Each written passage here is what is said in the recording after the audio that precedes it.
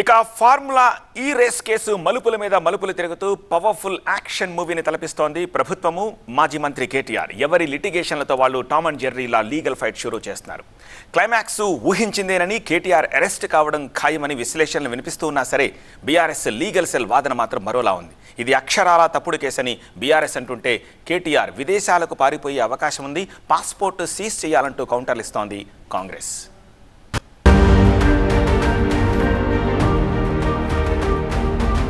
హైకోర్టులో KTR quash petition dismiss. సుప్రీంకోర్టుకు వెళ్లాలని KTR decision. A2, A3 ఇళ్లపై ACB దాడులు.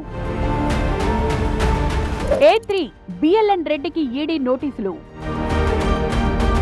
తమ వాదనలు కూడా వినాలంటూ సుప్రీంలో తెలంగాణ ప్రభుత్వం కేవియట్ పిటిషన్. 16న విచారణకు రావాలంటూ కేటీఆర్ కు మరోసారి ఈడీ నోటీసులు. కాళ్లల్లో భారం, వాపు లేదా అల్సర్ తో బాధపడుతున్నారా? ఇవి వెరికోస్ వెయిన్స్ లక్షణాలే. భారతదేశంలో number 1 varicose veins hospital Avis ను సంప్రదించండి. ఇప్పుడే మీ అపాయింట్మెంట్ ను బుక్ చేసుకోండి. ఫార్ములా ఈ రేస్ కేసులో ఇవాళ మరో బిగ్ డే. ఉదయం నుంచి వరుసపెట్టి కీలక పరిణామాలు చోటు చేసుకున్నాయి. తనపై ఏసీబీ నమోదు చేసిన కేసును కొట్టివేయాలంటూ కేటీఆర్ వేసిన క్వాష్ పిటిషన్ ను కొట్టేసింది తెలంగాణ హైకోర్టు. అరెస్టును నిలుపుదల చేయాలి అన్న కేటీఆర్ అపీల్ కూడా తిరస్కారానికి గురైంది. ఈ తరహా కేసుల్లో నాట్ టు అరెస్ట్ ఆప్షన్ చెల్లదన్న ఏసీబీ వాదనల్ని సమర్థించింది.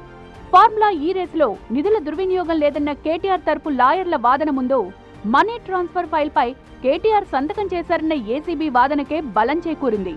నిబంధనలకు విరుద్ధంగా జరిగిన చెల్లింపులు నేరపూరిత కుట్ర కిందకే వస్తుందన్న ఏసీబీ అడ్వకేట్స్ వాదనతో ఏకీభవిస్తూ కేటీఆర్ క్వాష్ పిటిషన్ ను కొట్టివేసింది. అరెస్టుపై ఇప్పటికే ఉన్న మధ్యంతర ఉత్తర్వుల్ని ఎత్తివేసింది.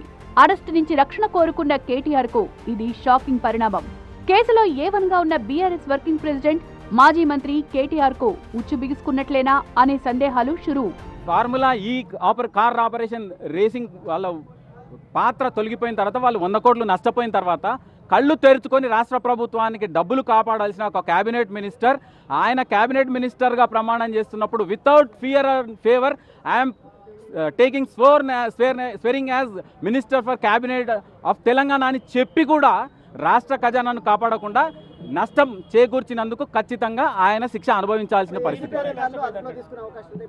డెఫినెట్గా ఏసీబీ ఈజ్ ఎంటైటిల్డ్.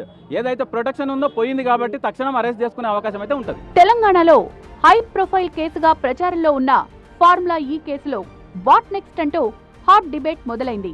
అరెస్టు నుంచి కేటీఆర్ కు రక్షణ లేదని ఇప్పటికే హైకోర్టు చెప్పేసింది గనుక తదుపరి చర్యలకు సిద్ధమైంది ఏసీబీ. ఎల్లుండి విచారణకు రావాలంటూ ఇప్పటికే కేటీఆర్ కి నోటీసులిచ్చింది ఏసీబీ. కేటీఆర్ ఇంట్రాగేషన్ కు కావలసిన స్టఫ్ రెడీ చేసుకునే దిశగా దూకుడు పెంచింది. A2 గా ఉన్న ఐఏఎస్ అధికారి అరవింద్ కుమార్, A3 గా ఉన్న HMDA chief engineer BLN Reddy ఇళ్లలో సోదాలు చేసింది ఏసీబీ. రేపు విచారణకు రావాలని బిఎల్ఎన్ రెడ్డికి, ఎల్లుండి విచారణకు రావాలని ఐఏఎస్ అరవింద్ కూడా నోటీసులిచ్చింది ఏసీబీ. హైకోర్టు క్వాష్ పిటిషన్ కొట్టేయడంతో లీగల్ టీంతో చర్చలు జరిపారు కేటీఆర్. తీర్పు కాపీ రాగానే అడ్వకేట్ సిద్ధార్థ్ దవేతోనూ న్యాయ నిపుణులతోనూ మాట్లాడిన తర్వాత సుప్రీంకోర్టుకు వెళ్లాలని డిసైడ్ అయ్యారు. కానీ ఫార్ములా ఈ కేసులో కేటీఆర్ ను వేటాడాలని డిసైడ్ అయింది తెలంగాణ ప్రభుత్వం. కేటీఆర్ సుప్రీంకోర్టును ఆశ్రయిస్తే తమ వాదనలు కూడా వినాలంటూ కేవియట్ పిటిషన్ దాఖలు చేసింది. పైగా నిధులకు సంబంధించిన ఫైల్ పై సంతకం పెట్టానని తనకు తానే ఒప్పుకున్న కేటీఆర్ ఈ విధంగా సెల్ఫ్ గోల్ వేసుకున్నారని, కేసు తదుపరి దర్యాప్తులో కూడా అది కీలకం కాబోతోందని ప్రభుత్వం భావిస్తోంది. కేసులు ఎదుర్కొంటున్న వ్యక్తులు ఎవరైనా సరే అక్యూజ్డ్, అనుమానాస్పదంతో ఉన్న వ్యక్తులు మాత్రమే, ఆరోపణలు ఎదుర్కొంటున్న వ్యక్తులు మాత్రమే. అటువంటి వ్యక్తులు లాకునాస్ ఫిలప్ చేసి నేనే చెప్పినా అని చెప్పి పూర్తి స్థాయిలో ఇరుక్కుపోయారు. ఆ ఎలక్ట్రానిక్ రికార్డ్ ఇన్వెస్టిగేషన్లో భాగంగా దాన్ని సంగ్రహించి ఛార్జ్షీట్లో ఫైనల్ రిపోర్ట్లో పొందుపరిచి విచారణ ముందు, కోర్టు ముందు దాఖలు చేసే అవకాశాలు స్పష్టంగా ఉన్నాయి. That's must be a fatal. అటు నందినగర్ లో కేటీఆర్ నివాసానికి పార్టీ నేతలు పెద్ద ఎత్తున చేరుకున్నారు. కోర్టు తీర్పుపై కొందరు కాంగ్రెస్ నేతలు పిచ్చి కూతలు కూస్తున్నారని, తప్పుడు వార్తలు ప్రచారం చేస్తున్నారని ఫైర్ అవుతోంది బీఆర్ఎస్. కేటీఆర్ ను అరెస్టు చేసినా భయపడేది లేదని, తమకు న్యాయస్థానాలపై నమ్మకం ఉందని ధీమాగా ఉంది గులాబీ దండు. పైగా రేవంత్ రెడ్డి అరెస్టును గుర్తు చేస్తున్నారు బీఆర్ఎస్ నేతలు. రేవంత్ రెడ్డి అరెస్ట్ కు దీనికి చాలా తేడా ఉంది. రేవంత్ రెడ్డి రెడ్ హ్యాండెడ్ గా నోట్ల కట్టలతో, సంచులతో దొరికింది కదా. అక్కడ నోట్ల కట్టలతోని ఆ డబ్బులు లంచం ఇస్తూ రెడ్ హ్యాండెడ్ గా దొరికింది రేవంత్ రెడ్డి. అసలు ఇక్కడ కేటీఆర్ గారు ఒక మినిస్టర్ గా హైదరాబాద్ బ్రాండ్ ఇమేజ్ పెంచడానికి ఈ కార్ రేసింగ్ ద్వారా రాష్ట్ర ఆదాయం పెంచిండు, ప్రపంచంలో హైదరాబాద్ బ్రాండ్ ఇమేజ్ పెంచిండు. కేటీఆర్ రాష్ట్రానికి మేలు చేసిండు, హైదరాబాద్కి మేలు చేసిండు, అంతే తప్ప రాష్ట్ర ప్రభుత్వ ఖజానా నుంచి ఆ కంపెనీకి నయా పైసా కూడా ఇయ్యలే కదా. డబ్బులంటూ ఇస్తే కదా నీకు ఏదైనా వాపస్ వస్తే కదా అవినీతి అనేది. ₹100 ఇచ్చింది లేదు, చారన్న నీకు వచ్చింది లేదు, ఇంకా అవినీతి ప్రశ్న ఎక్కడదండి? ఆయనేమో నోట్ల కట్టలతో రెడ్ హ్యాండెడ్ గా దొరికిండు. అసలు ఆ కేసుకు ఈ కేసుకు లింక్ ఏముంది? మోకాలకు బోడగుండుకు పెట్టినట్టు. ఇది చాలా చిన్న కేసు, డోంట్ కేర్ అంటూనే కేటీఆర్ విచారణకు ఎందుకు సహకరించడం లేదని నిలదీస్తోంది కాంగ్రెస్ పార్టీ. అరెస్టు చేస్తే చేసుకోండి, జైలుకు వెళ్తా అన్న వాళ్లే ఇప్పుడు భయపడ్డం ఏంటనేది కాంగ్రెస్ ప్రశ్న. కేటీఆర్ విదేశాలకు పారిపోయే అవకాశం ఉందని, పాస్పోర్ట్ సీజ్ చేయాలని తీవ్ర విమర్శలు పడుతున్నాయి.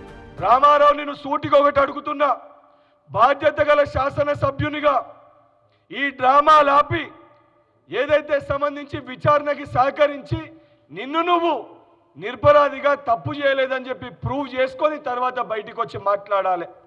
ఇవన్నీ కాకుండా విచారణకి వెళ్ళకుండా, విచారణకి సహకరించకుండా ఏదైతే గందరగోళ పరిస్థితి క్రియేట్ చేసి ఒక పొలిటికల్ స్టంట్ వేసి ఒక డ్రామా చేసి రాజకీయ లబ్ధి పొందే ప్రయత్నం చేస్తుండు కల్వకుంట్ల తారక రామారావు గారు. తప్పుడు కేసులకు జడిసేది లేదని బీఆర్ఎస్ అంటోంటే విచారణ చేయొద్దంటూ కోర్టుకు వెళ్లడమే అప్రజాస్వామికం అనేది కాంగ్రెస్ వాదన. ఇలా హైకోర్టు తీర్పు తర్వాత కేటీఆర్ ఫ్యూచర్ అనేది స్టేట్ వైడ్ టాపిక్ గా మారింది.